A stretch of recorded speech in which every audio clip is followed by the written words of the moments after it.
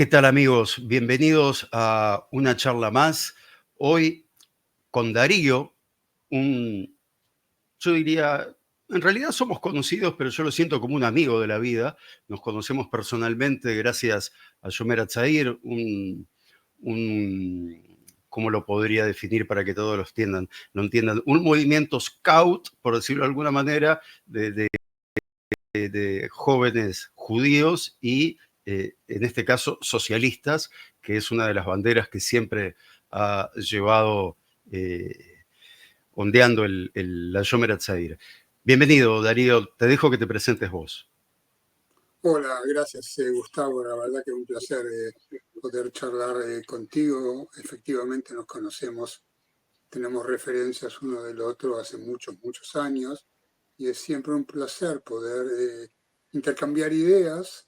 Yo creo que bien lo dijiste, fundamentalmente soy una persona que proviene de la Shomer Hatzair, presidente de la Unión Mundial de Meretz hoy en día, que es digamos, la actividad de los simpatizantes de Meretz en las comunidades judías, pero más que nada lo que me define a mí como ser humano es educador. Yo finalmente, al principio y finalmente soy educador, así que vivo en el kibbutz Gulot, a pocos kilómetros de la Franja de Gaza.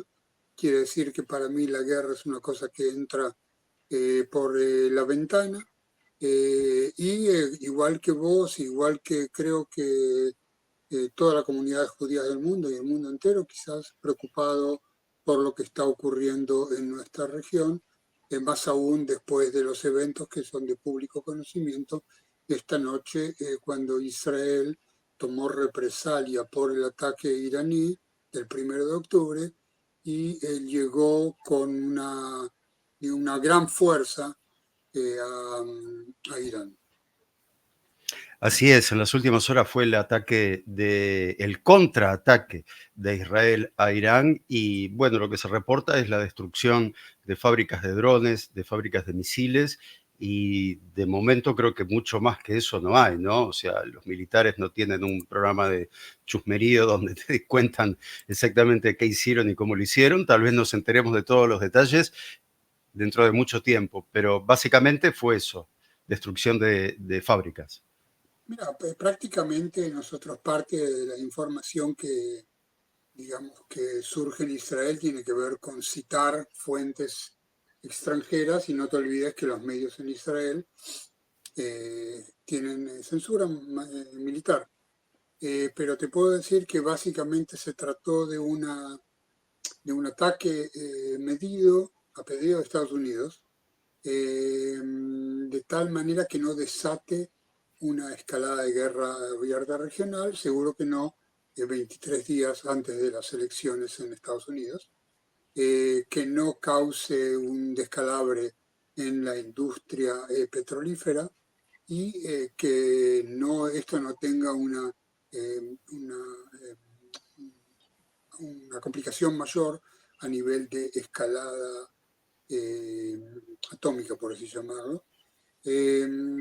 A nivel estratégico te puedo decir que la importancia de esta represalia israelí está menos en los objetivos que fueron atacados, sino en la potencialidad y en la capacidad de Israel de llegar a cualquier lado de Irán, pudiendo ser los blancos otros de los que fueron en esta ocasión, mayormente la industria armamentista, bases de información, y lo que es muy importante son los sistemas de defensa aérea SA-3, SA-4 de fabricación soviética que están emplazados en Irán. De cierta manera, Israel encegueció a Irán en el comienzo del ataque y pudo hacer más o menos lo que quiso.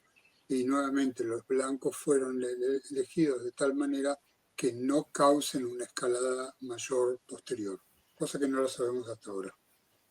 Sí, y otro dato menor es que todos los aviones que se utilizaron en esta incursión en Irán, retornaron sanos y salvos a suelo israelí, lo cual no es un detalle menor tampoco. Sí, Demostrar que las retornaron defensas... sanos y salvos y vamos a decir inmediatamente que los pilotos son justamente los quienes fueron atacados por la derecha israelí por participar en la protesta contra el intento de golpe judicial que propicia el gobierno de Netanyahu desde su primer día en gobierno, luego de las elecciones en el 22-22. Ahí está. Creo que hay una... Primero, comparto contigo lo que acabas de decir, si no te estaría haciendo alguna repregunta, pero la repregunta viene por este otro lado. Por ejemplo, yo el 8 de octubre o el mismo 7 de octubre consideré y sigo considerando con el diario del lunes que Netanyahu debió renunciar. No sé si el 7, el 8 o el 9, porque había que dejar un poco, o sea, para entregar la casa ordenada, ¿no? No sé si simplemente tenía que irse el mismo día, pero en octubre del 2023 debió renunciar Netanyahu y entregarle el poder a otra persona porque considero, y acá quiero retirar el nombre de Netanyahu, considero que el primer ministro hubiera sido Netanyahu, Beitler o Darío. El primer ministro es el responsable. Por ser el primer ministro, como cuando se hundió el Titanic. El capitán estaba durmiendo, el que estaba en el timón era otro, pero el responsable fue el capitán. Bueno, acá lo mismo. El primer ministro tiene que asumir responsabilidades. No se puede lavar las manos, ni puede salir ahora como un héroe porque ya atacó 2 veces Irán y con éxito. Eso creo que lo vemos igual hasta ahí.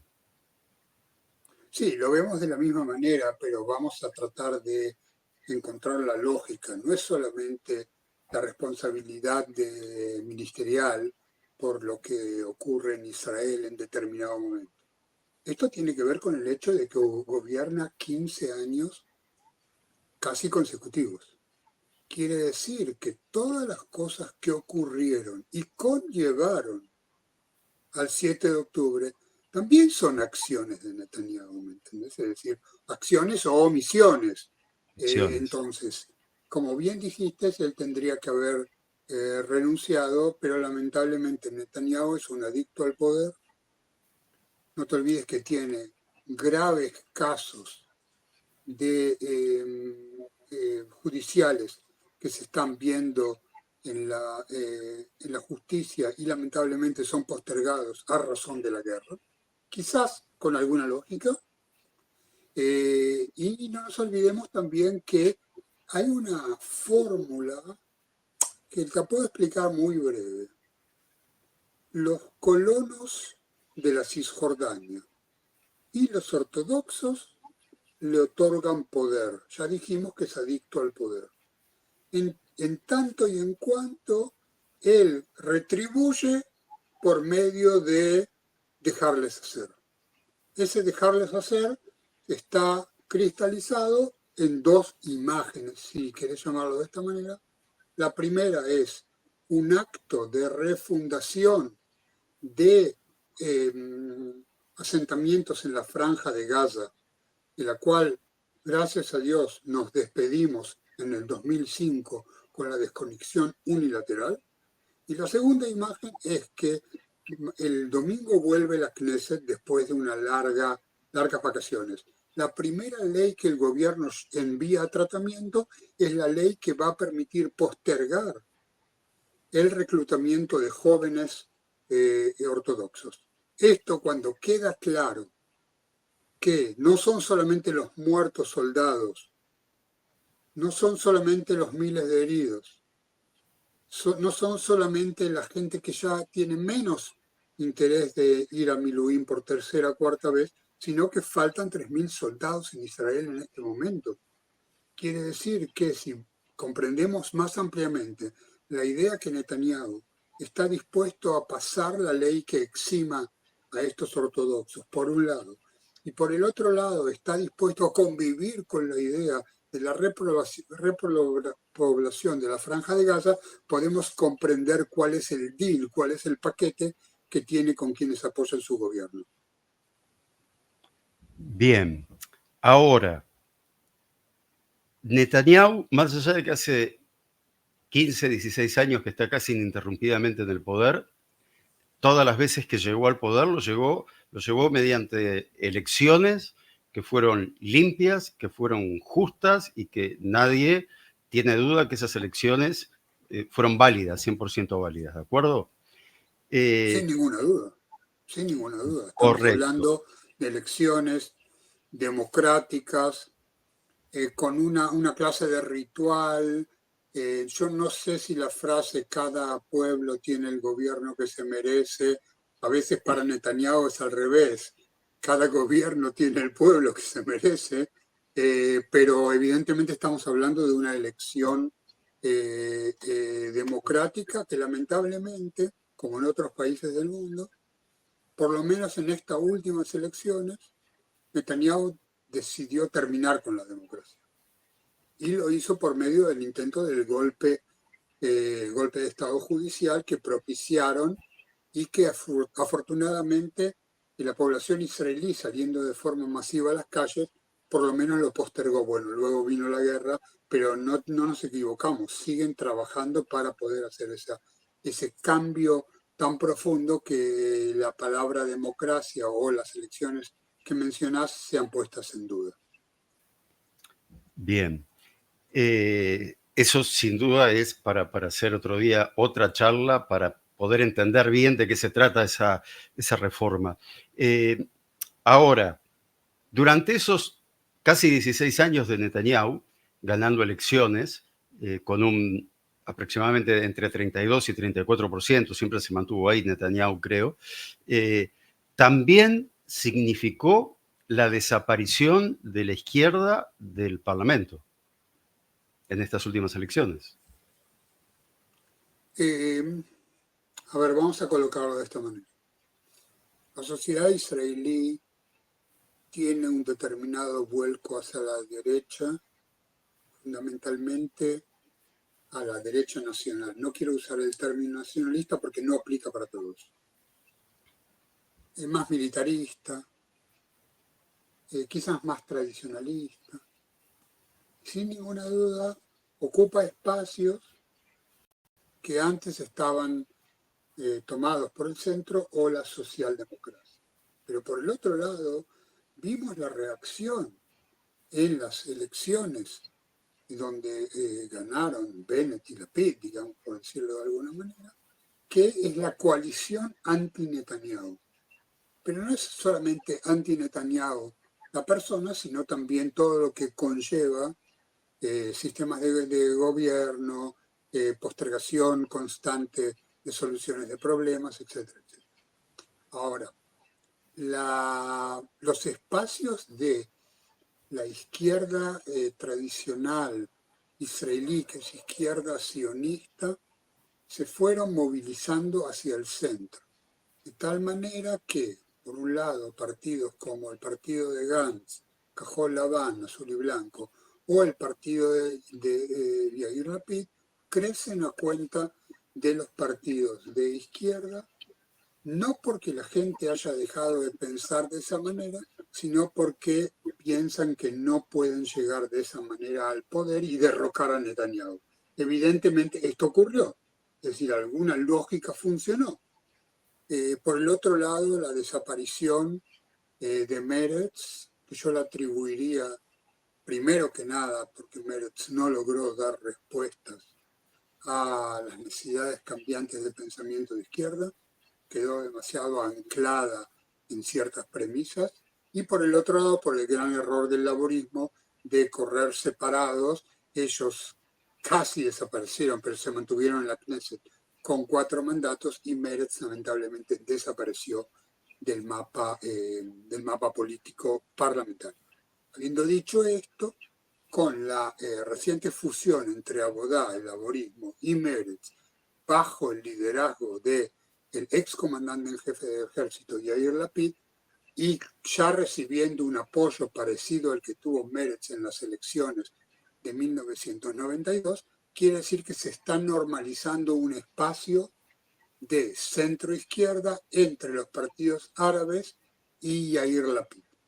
La lógica que ya hace varios años está instalada, que no hay lugar para dos partidos entre los partidos árabes y el partido de centro de turno, se instaló y se cristalizó en este acuerdo de fusión.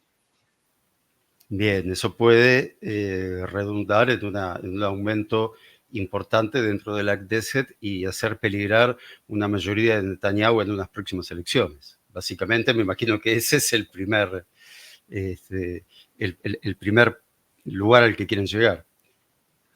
Ahora, Actualmente, sí, perdón. ¿cómo sí, en Uruguay yo estoy muy acostumbrado a ver en la política partidos que se juntan. De hecho, acá el partido de izquierda más fuerte es el Frente Amplio, que tiene aproximadamente un 45% del electorado.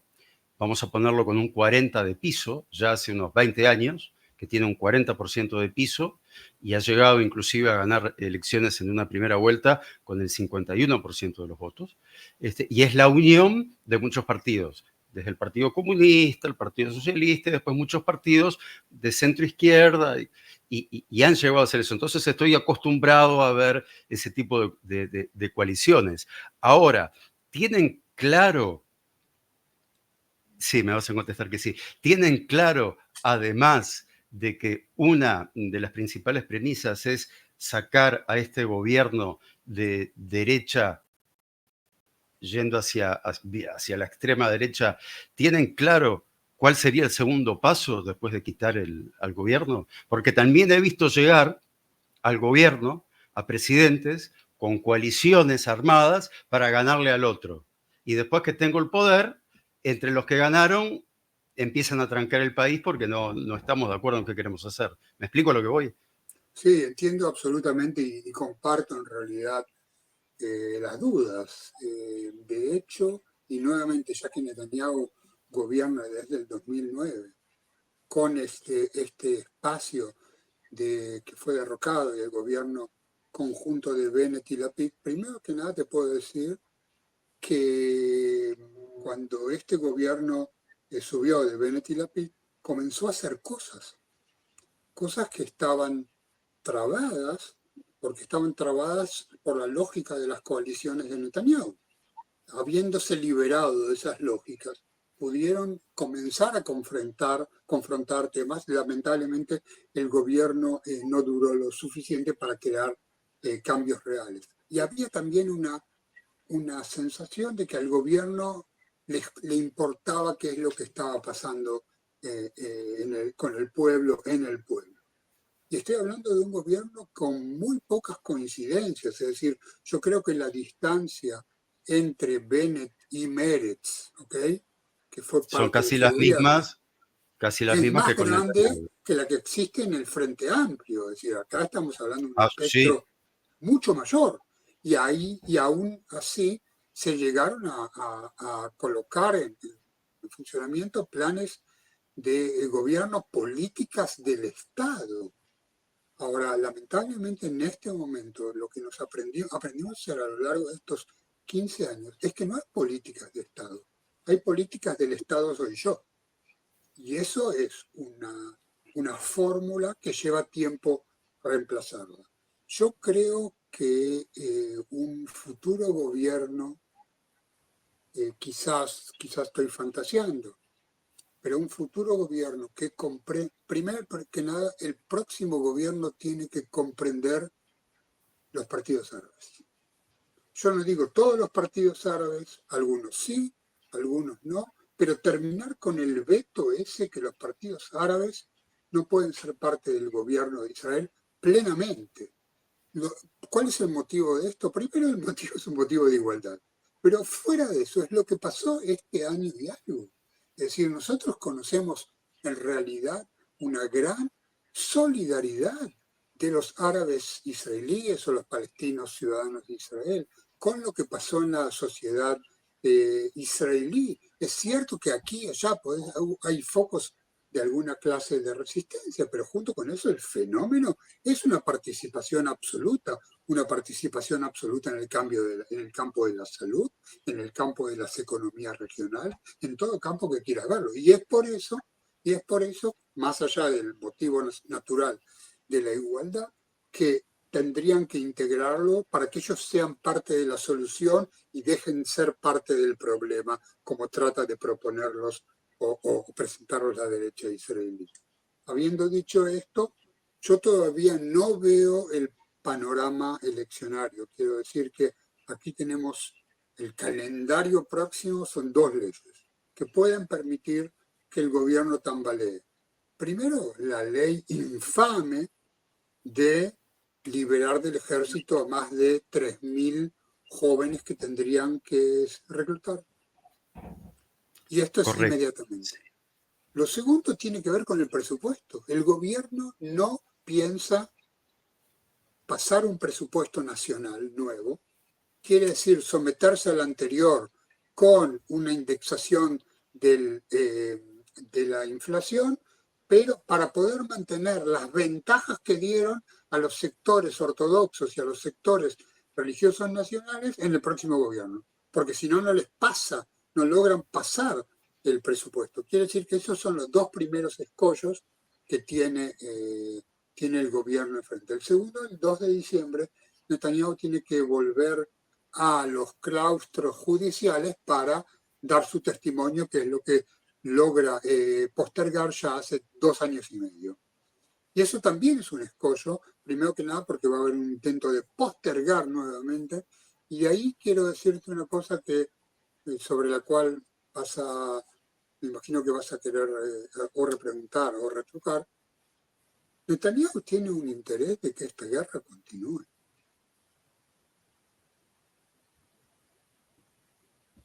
Yo quiero pensar que no. Eh,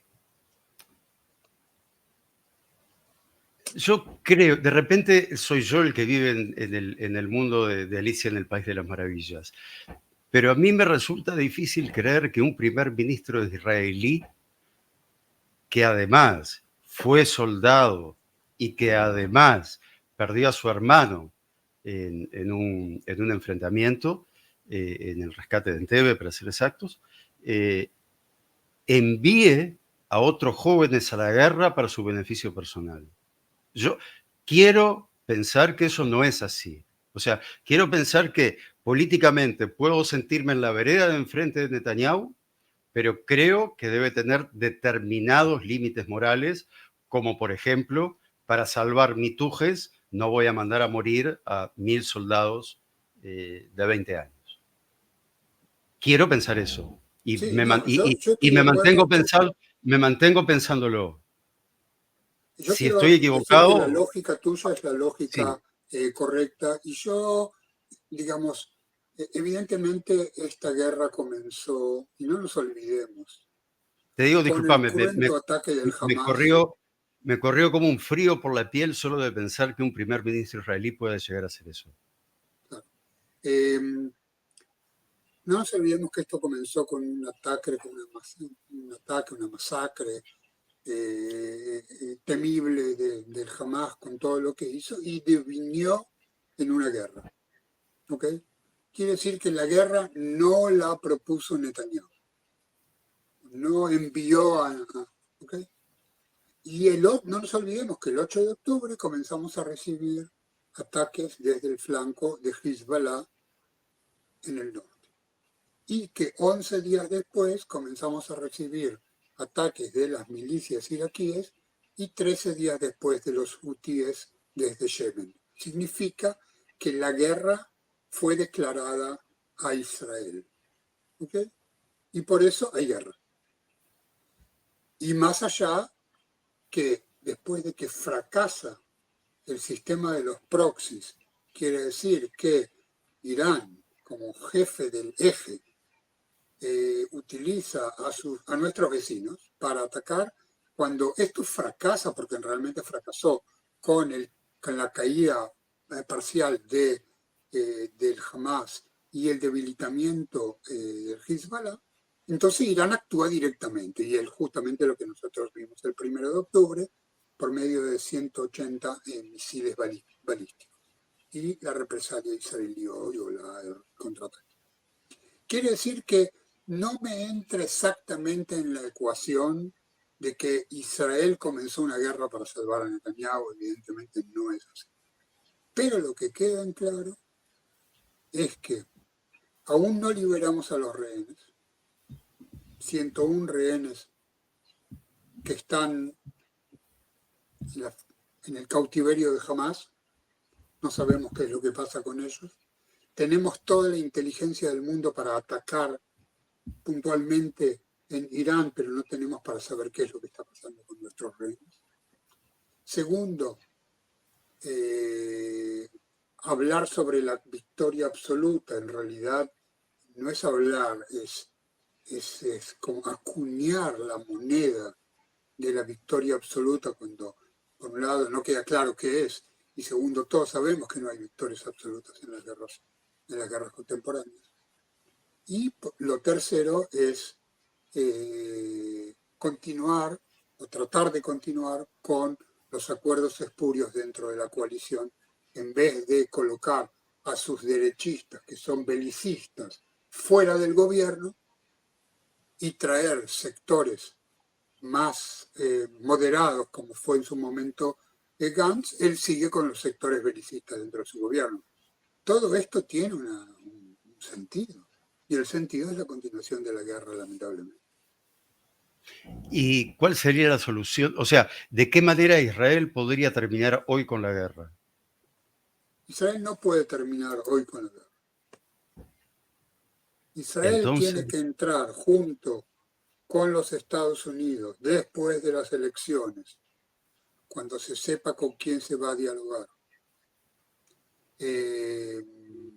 Y teniendo en cuenta que el poder de disuasión de Israel mejoró y que hay en vista posibilidad de acuerdos regionales más amplios, tiene que comenzar una dinámica de diálogo con el auspicio de por lo menos 4 naciones: Estados Unidos, Francia, Inglaterra y Alemania.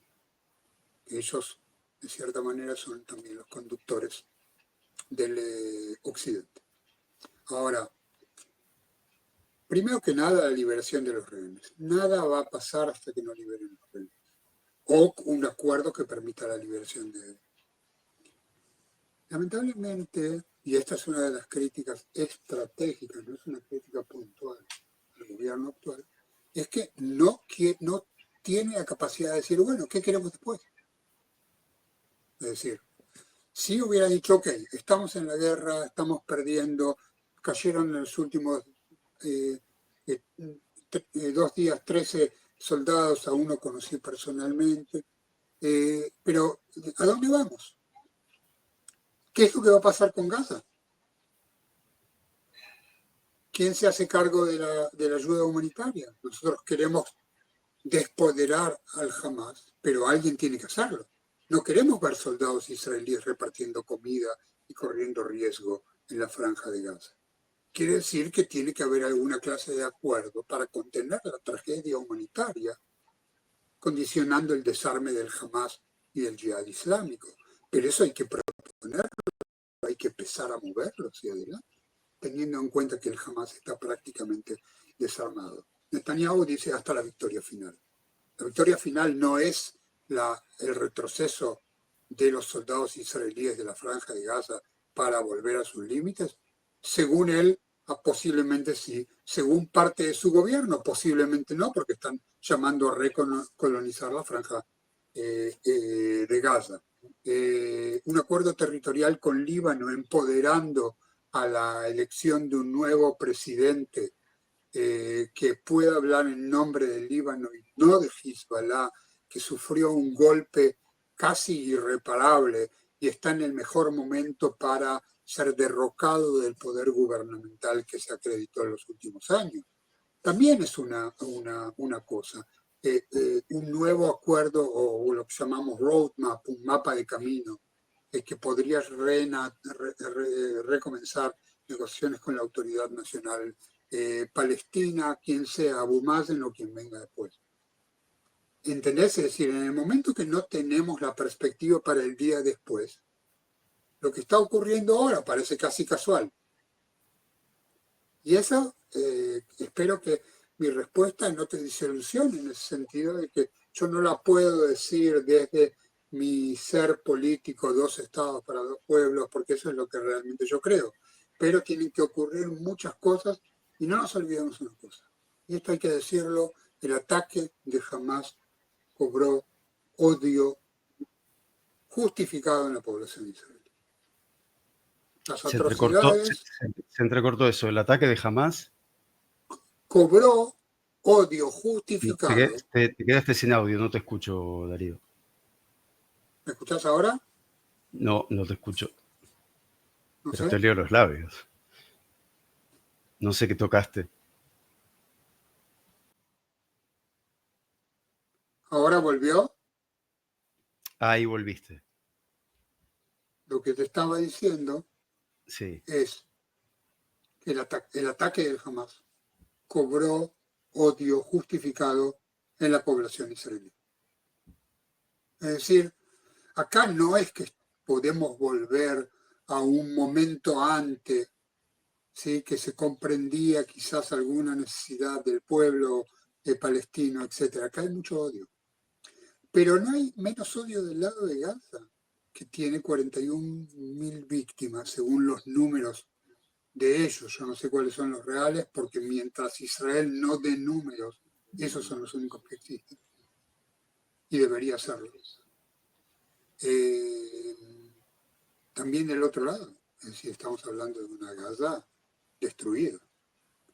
Entonces, este tránsito de la masacre a la tragedia es duro para todos y es duro con una visión de futuro, no solamente en el presente. Nadie va a querer negociar con gente que abortó embarazadas a patadas.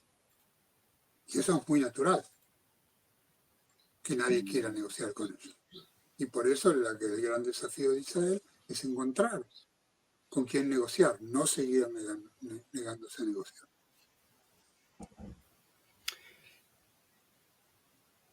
Y es el desafío de encontrar con quién negociar es el mismo desafío en el caso de Israel, es el mismo desafío para el gobierno que venga, ya sea de izquierda, de derecha, de centro. ¿Cómo se hace para encontrar a alguien para negociar del otro lado? Yo creo que eso es un dilema existencial y no tiene nada que ver con el gobierno. Pueden venir gobiernos que sean más adeptos a tal cual o cual cosa, pero es un tema existencial. Pero vamos a retrotraernos al 29 de noviembre de 1973. Se firma los Yo tenía acuerdos 2 de años. separación. ¿Cómo? Yo tenía 2 años.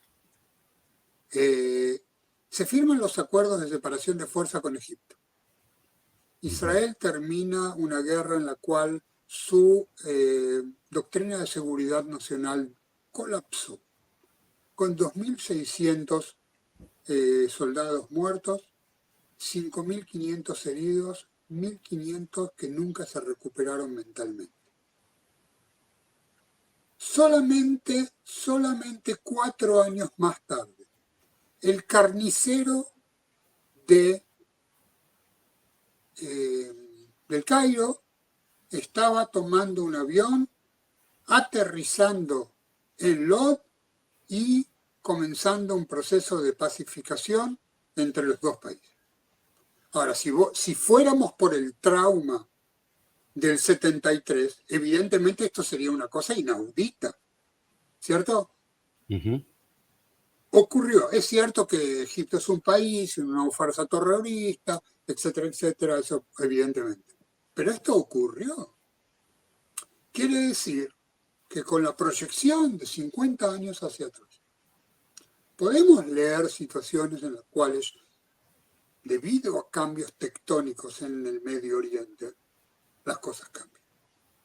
Eso, digamos, no podemos en este momento preverlo, de la misma manera que sí podíamos haber previsto el ataque del 7 de octubre, porque jamás es una organización terrorista que tiene un brazo militar bastante fuerte para realizar lo que hizo.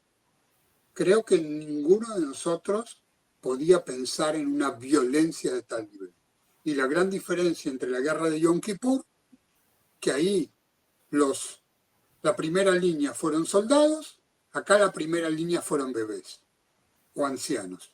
¿Me explico? Clarito. Junto con esto, yo creo que tenemos que seguir haciendo los esfuerzos para encontrar con quién dialogar. Bien, ¿cómo sigue todo esto? Sí, quiero ponerme un poco de lector del futuro o ponerte vos en esa posición. ¿Cómo crees que sigue esto? O sea, Israel no puede terminar la guerra. Yo siento que se le toma el pelo a Israel. Yo, más allá de que no soy israelí, como judío y como sionista, me siento y a veces hablo como hablamos de las selecciones de fútbol. No, les hicimos 5 goles, pero vos no jugaste, pero yo me siento así, como si estuviera en el juego. Yo siento que Estados Unidos, que la llamada comunidad internacional, que yo personalmente no tengo bien claro todavía quién es la comunidad internacional, le exigen siempre a Israel alto al fuego. Pero no veo que se haga lo mismo con los enemigos de Israel o que se les diga con la misma energía. Israel, hay un viejo dicho que dice que si Israel baja las armas, mañana no hay más Israel. Si los enemigos de Israel bajan las armas, mañana hay paz. Israel hoy no está en condiciones de hacer un alto al fuego, no depende de Israel del alto al fuego. ¿Cómo conseguimos un alto al fuego de los enemigos? Déjame comenzar por las consecuencias para tratar de ver por qué es necesario un alto al fuego. Cuando comenzó la guerra, la presentación de reservistas fue el 110%. ¿Qué significa 110%? Que un 10% adicional a los 100, que era gente que estaba eximida ya de servicio, se presentó para servicio. En este momento, el nivel de presentación a servicio bajó a 60%. Ya es una tendencia esto. Y la gran pregunta es, ok, sigue la guerra, ¿quién va a luchar? Segundo, en este momento estamos viendo un colapso económico de una Israel que era bastante sana económicamente hablando, bajándonos el ranking de los entes internacionales, cobrándonos más impuestos, más intereses por la plata que nosotros. Tercero, tenemos lamentablemente un escape de cerebros de la clase, vamos a decir, la clase que tiene movilidad, es decir, que puede irse en cualquier momento y seguir su vida en otro lugar. Tenemos una presión creciente de la sociedad civil de reclutar a los ortodoxos, pero el gobierno lo evita. Quiere decir que tu pregunta tiene una segunda pregunta. Ok, sigue la guerra, ¿con qué peleamos? Es decir, y acá ya nos dieron advertencias internacionales respecto a un posible embargo de armas que por lo pronto no ocurre. Ok, ¿con qué peleamos? Es decir, la continuación de la guerra en este momento en Israel es contraproducente a nivel estratégico para después de la guerra, porque uno tiene que pensar la guerra en función al después de la guerra. Y el después de la guerra en este momento, según todos los pronósticos, es una catástrofe para Israel. Habiendo ganado la victoria absoluta, todo lo que te dé la gana. Y esos son suficientes motivos para el alto del fuego. Ahora, el alto del fuego no estamos hablando de hippies, no estamos hablando, tiene que ser negociado de tal manera que, primero que nada, lleve a los próximos pasos, es decir, no solamente dejar de luchar, que devuelva a nuestros rehenes inmediatamente, que desmilitarice a Gaza y que alguien se encargue de todo el tema humanitario y que haya en el Líbano un régimen con el cual se pueda tratar un acuerdo territorial, porque Israel no tiene intereses territoriales en el Líbano. De tal manera que son cosas que van a estar engranadas. Y la pregunta si esto no comienza con un alto el fuego que motoriza lo demás, no sé. No sé, pero no lo niego.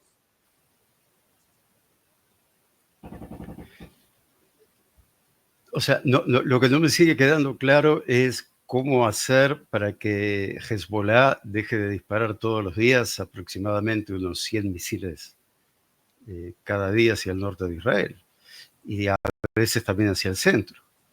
Porque lo que hay que evitar es eso. Después que eso pare, de repente podemos hablar de un alto al fuego, pero mientras No, ellos sigan atacando... Israel tiene que seguir evitándolo, no nos equivoquemos. Acá no estamos hablando de una situación de un alto de fuego unilateral, que tiran contra nosotros y nosotros no devolvemos. Eso no es un alto de fuego. Un alto de fuego tiene que ser alto de fuego, controlado, monitoreado. Esto no estoy diciendo que Israel se coma las piñas sin devolver. Estoy hablando de el lugar de un alto de fuego real. Bien, bien. Yo el otro día tuvimos una mini discusión en Facebook, porque yo soy de los que cree que se le llamaba la guerra de broma al principio de la Segunda Guerra Mundial. ¿Te acordás cuando Francia tuvo que atacar a Alemania porque tenían un acuerdo con Polonia? Entonces, para no quedar bien con Polonia, se tiraban ahí, pero parecía un partido de tenis. De compromiso, sí. Exacto, ahora te atacó yo. Y a mí esto con Irán parece como si fuera un partido de tenis, ¿no? De que uno golpea y después se queda esperando que la pelota vuelva para volver a golpear. Es uno, uno, uno, uno. Yo considero de que Israel, bueno, evidentemente no es difícil hacer coaliciones internacionales, pero que debería destruir las plantas atómicas que tiene, los reactores atómicos que tiene Irán. Creo que esa es la forma de llegar a un empoderamiento para decir, ahora sí, alto al fuego, o no sé qué paso le quedaría a Israel para ser más violento todavía con Irán. Pero existe la posibilidad de que Irán en un corto lapso de tiempo también sea una potencia atómica. ¿Qué hacemos? ¿Los dejamos o no los dejamos? Primero que nada vamos a colocar la base de todo el asunto. Irán es una teocracia que declara su voluntad de la destrucción del Estado de Israel. A diferencia, por ejemplo, de la Autoridad Nacional Palestina, que como ente no usa el terrorismo contra Israel, a pesar que hay terrorismo en la Cisjordania, pero no es un ente terrorista contra Israel, Irán lo es. Habiendo dicho esto, vamos a hacer una pequeña frase humorística. En la Primera Guerra Mundial, 1916, una madre despide a su hijo judío en una estación de trenes en Londres porque él va a luchar con el ejército británico contra los turcos, contra los otomanos. Y entonces la mamá le dice, a ver, querido mío, tú mata a un turco y descansa. Luego mata a otro turco y descansa. Después de que descanses, mata a otro turco y descansa de nuevo. Entonces el chico le pregunta a la mamá, mamá, si el turco me mata a mí, entonces la madre dice, hoy ve y matarte a vos, ¿qué le hiciste? Ahora, nosotros tenemos que, por todos los caminos no nucleares, tratar de prevenir una catástrofe nuclear en el Medio Oriente. Porque el Medio Oriente no puede tener una guerra nuclear sin que sea una catástrofe mayor para todos. Segundo, Israel demostró una cosa muy importante en este ataque, creo que lo dije al principio. Tiene la capacidad de llegar a cualquier lado en Irán con la coalición correcta. acá hay una discusión. Por ejemplo, los iraníes ya le dijeron a Arabia Saudita, ¿qué pasó? Que los aviones israelíes volaron en cielos saudíes. Quiere decir que acá alguien le permitió pasar por ahí. No es que si no alguien hubiera sus defensas de contraataque aéreo, las hubiera activado. Vamos, perdóname, una pausita, aclarar una cosa. Israel va con aviones F-35 que son invisibles a los radares, pero también tiene que ir con aviones que son estaciones de nafta para reabastecer con combustible a los F-35 y esos aviones sí son visibles para los radares. Exacto. O sea que Arabia Saudita estaba al tanto de que eso estaba pasando en sus cielos porque estaban viendo a los aviones. Sí, hay aviones externos. con rescatistas de descenso, descenso vertical. Hay aviones de inteligencia que se dedicaron a interceptar las ondas. Es decir, mucha cosa en el aire. ¿Alguien lo vio eso? Sí, es lógico, es lógico. Quiere decir que se necesita la coalición. Ahora, lo que vos decís tiene un revés. Y eso es una demanda del mundo de que Israel también se desnuclearice, si lo tiene. Eso, el poder de disuasión de Israel está basado en eso, el mayor, el ultimativo.